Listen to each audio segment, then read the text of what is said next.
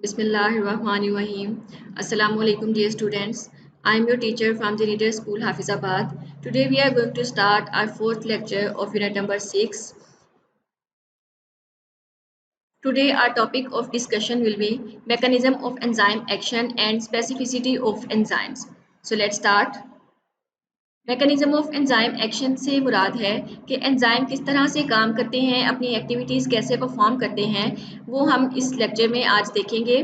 When enzyme attaches with substrate a temporary enzyme substrate complex is formed, enzyme catalyzes the reaction and substrate is transformed into product. After it the ES complex breaks and enzyme and product are released. जब enzyme किसी substrate molecule को अपने साथ attach करता है तो उसके बाद एक आर्जी सा एक टेम्परेरी यानी थोड़े अरसे के लिए एक कॉम्प्लेक्स बनता है enzyme substrate complex. Enzyme substrate complex बनने के बाद एंजाइम जो है वो रिएक्शन को कैटालाइज करता है और सबस्ट्रेट जो है वो कन्वर्ट हो जाता है प्रोडक्ट में। जैसे ही सबस्ट्रेट कन्वर्ट होता है प्रोडक्ट में तो वो प्रोडक्ट फौरी से एंजाइम से सेपरेट हो जाता है, डिटैच हो जाता है और रिलीज हो जाता है। E plus S gives us ES complex gives us E plus P. This E stands for enzyme, S stands for substrate and this P stands for product. Lock and key model. Mechanism of enzyme action को explain करने के लिए दो models पेश किए गए, यानी दो डिफरेंट साइंटिस्ट ने दो तरीकों से एंजाइम की एक्टिविटी को एक्सप्लेन करने की कोशिश की। उनमें सबसे पहला मॉडल है lock and key model. In order to explain the mechanism of enzyme action, a German chemist Emil Fischer in 1894 proposed lock and key model.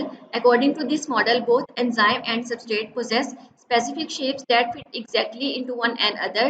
This model explains enzyme specificity. कह रहे हैं कि एक साइंटिस्ट थे, Germany के रहने वाले chemist थे एमिल फिशर। उन्होंने 1894 में lock and key model present किया। इस मॉडल के मुताबिक एंजाइम और सबस्ट्रेट दोनों स्पेसिफिक शेप्स रखते हैं और एक एंजाइम किसी मखसूस सबस्ट्रेट को ही अपने अंदर फिट कर सकता है उसकी शेप के लिहाज से।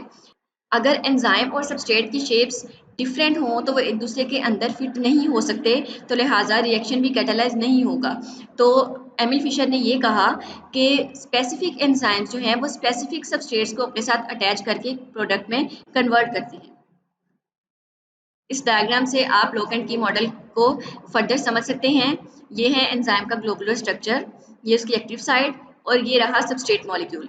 ये सबस्ट्रेट मॉलिक्यूल इस एंजाइम के साथ तभी अटैच होगा अगर इसकी शेप एंजाइम की एक्टिव साइट की शेप में एग्जैक्टली फिट हो सके, तो तब यहाँ पे बनेगा एंजाइम सबस्ट्रेट कॉम्प्लेक्स और कुछ देर के बाद रिएक्शन कैटालाइसिस के बाद ये सबस्ट्रेट कन्वर्ट हो जाएगा प्रोडक्ट में।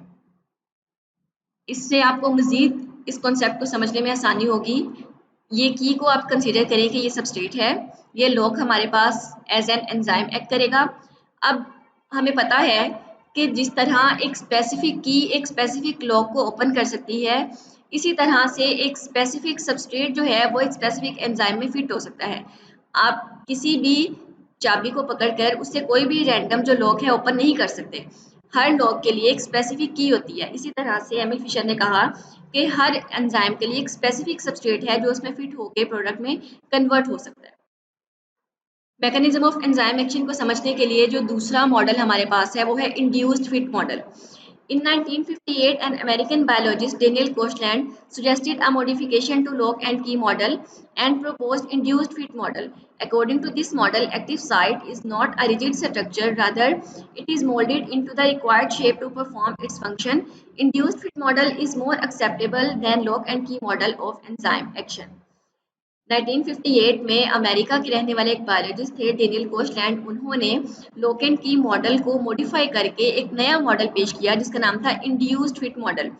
अब डेनियल कोशलैंड ने क्या कहा, उन्होंने कहा कि एक्टिव साइट जो है एंजाइम की वो एक रिजिड स्ट्रक्चर नहीं है, वो इतनी सख्त नहीं है कि वो अपने स्ट्रक्चर को चेंज ना कर सके आने वाले सबस्ट्रेट के मुताबिक। यानी हमने पिछले मॉडल में पढ़ा कि एंजाइम की जो एक्टिव साइट है उसकी स्पेसिफिक शेप है और उस स्पेसिफिक शेप में कोई मखसूस सबस्ट्रेट आकर अटैच होगा तभी रिएक्शन कैटालाइसिस स्टार्ट होगी। लेकिन डेनियल कोशलैंड ने कहा ये एंजाइम की जो एक्टिव साइट है वो रिजिड नहीं है बल्कि वो फ्लेक्सिबल है। वो आने वाले सबस्ट्रेट की शेप के लिहाज से अपनी शेप को मोल्ड कर सकती है, चेंज कर सकती है और रिएक्शन को प्रोसीड कर सकती है। और डिनल कोचलैंड का जो मॉडल है इंड्यूस्ड फिट मॉडल, इसको लॉक एंड की मॉडल की निस्बत ज़्यादा एक्सेप्टेबल समझा गया, इसको ज़्यादा मकबूलियत मिली क्योंकि ये लोगों को ज़्यादा लॉजिकल लगा। डायग्राम है इंड्यूस्ड फिट मॉडल की। ये एंजाइम का ग्लोबुलर स्ट्रक्चर, एक्टिव साइट और ये है सबस्ट्रेट। अब आप देख सकते हैं क्लियरली कि एक्टिव साइट की शेप डिफरेंट है जबकि सबस्ट्रेट की शेप डिफरेंट है। तो इंड्यूस्ड फिट मॉडल के मुताबिक क्या होगा कि जैसे ही ये सबस्ट्रेट इस एंजाइम को अप्रोच करेगा तो इस एंजाइम की जो एक्टिव साइट है वो खुद को मोल्ड कर लेगी इसकी शेप के लिहाज से।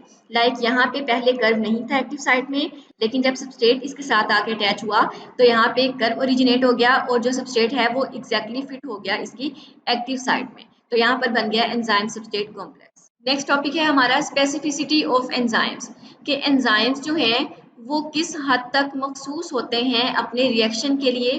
There are over 2000 known enzymes, each of which is involved in one specific chemical reaction. Enzymes are also substrate specific. The enzyme protease, which breaks peptide bonds in proteins, will not work on starch, which is broken down by an enzyme amylase. Similarly, lipase enzyme acts only on lipids and digests them into fatty acids and glycerol. Specificity of different enzymes is determined by the shapes of their active sites. Active sites possess specific geometric shapes that fit with specific substrates. अभी तक तकरीबन 2000 enzymes जो हैं उनके बारे में scientist पता लगा चुके हैं। 2000 एंजाइम्स ऐसे हैं जिनके बारे में साइंस जानती है और उनमें से हर एक एंजाइम जो है वो किसी ना किसी स्पेसिफिक केमिकल रिएक्शन को कैरी आउट करता है। कोई भी एंजाइम किसी भी रिएक्शन में इन्वॉल्व नहीं हो जाता। एंजाइम जो है वो स्पेसिफिक केमिकल रिएक्शंस को ही कैरी आउट कर सकते हैं। जिस तरह स्पेसिफिक एंजाइम स्पेसिफिक सबस्ट्रेट को अपने साथ बाइंड करता है, इसी तरह स्पेसिफिक एंजाइम किसी मखसूस रिएक्शन को कैरी आउट कर सकता है। कुछ एंजाइम्स की एग्जांपल्स दी हैं उन्होंने आपकी बुक में। एक एंजाइम है प्रोटीएज, जिसका काम है प्रोटीन्स के दरमियान पेप्टाइड बॉन्ड्स की ब्रेक डाउन करना। अब ये जो एंजाइम प्रोटीएज है, अगर इसको हम स्टार्च की ब्रेक डाउन करने के लिए यूज करें तो बिल्कुल ये एंजाइम वहाँ पे वर्क नहीं करेगा क्योंकि स्टार्च जो है वो प्रोटीन से बिल्कुल मुख्तलिफ है। तो प्रोटीएज एंजाइम जो कि स्पेसिफिक केमिकल रिएक्शन में ही इन्वॉल्व हो सकता है, तो उसका स्पेसिफिक केमिकल रिएक्शन क्या था? Breakdown of peptide bonds in proteins. लिहाजा वो स्टार्च पे वर्क नहीं करेगा। स्टार्च की ब्रेकडाउन के लिए जो एंजाइम स्पेसिफिक है वो है अमाइलेज। इसी तरह से एक और एंजाइम है लाइपेज, जो कि काम करता है लिपिड्स के ऊपर और उसको डाइजेस्ट करता है फैटी एसिड्स और ग्लिसरॉल में। एंजाइम की जो स्पेसिफिसिटी है वो उसकी एक्टिव साइट की शेप के लिहाज से डिटरमिन की जा सकती है, क्योंकि पीछे जैसे हमने पढ़ा कि मखसूस एंजाइम जो हैं वो मखसूस सबस्ट्रेट को ही अपनी एक्टिव साइट पे अटैच कर सकते हैं। तो एक्टिव साइट की शेप के लिहाज से एंजाइम की जो स्पेसिफिसिटी है वो डिटरमिन की जा सकती है। See in figure 6.7 how the geometric shape of active site of enzyme determines its specificity for substrate. Point out which substrate can exactly fit in the active site. यहाँ पे उन्होंने आपको एक एंजाइम दिया है और 3 तरह के सबस्ट्रेट्स दिए हैं और आपसे कह रहे हैं कि आप स्पेसिफिसिटी ऑफ एंजाइम को मद्देनजर रखते हुए ये बताएं कि इस एक्टिव साइट पे कौन सा सबस्ट्रेट जो है वो फिट आ सकता है। अगर आप गौर करें तो आपको पता चलेगा कि सबस्ट्रेट नंबर जो 3 है वो इस एक्टिव साइट पे फिट आ सकता है और एंजाइम सबस्ट्रेट कॉम्प्लेक्स बना सकता है। तो स्टूडेंट्स, आज के लेक्चर में हमने मैकेनिज्म ऑफ एंजाइम एक्शन और स्पेसिफिसिटी ऑफ एंजाइम को डिटेल में डिस्कस किया। तो आज का लेक्चर आपका यहीं पे ख़त्म होता है। आपने इन दोनों टॉपिक्स को डिटेल में याद करना है, प्लस आपने लॉक एंड की मॉडल और इंड्यूस्ड फिट मॉडल की डायग्राम्स की प्रैक्टिस भी लाजमी कर लेनी है। Thank you so much for listening. Stay blessed. अल्लाह हाफिज़।